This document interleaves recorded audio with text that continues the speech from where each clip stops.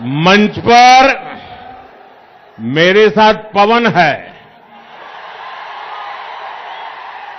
लेकिन मैदान में आंधी है। तेलंगाना में बदलाव की जो आंधी चल रही है,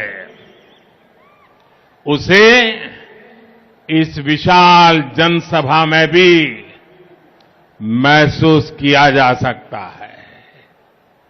आप लोग तेलंगाना के कोने कोने से आए हैं और अपने साथ एक स्पष्ट संदेश भी लाए हैं। तेलंगाना का विश्वास अब बीजेपी पर है। हमारे बीसी साथी हो, गरीब हो,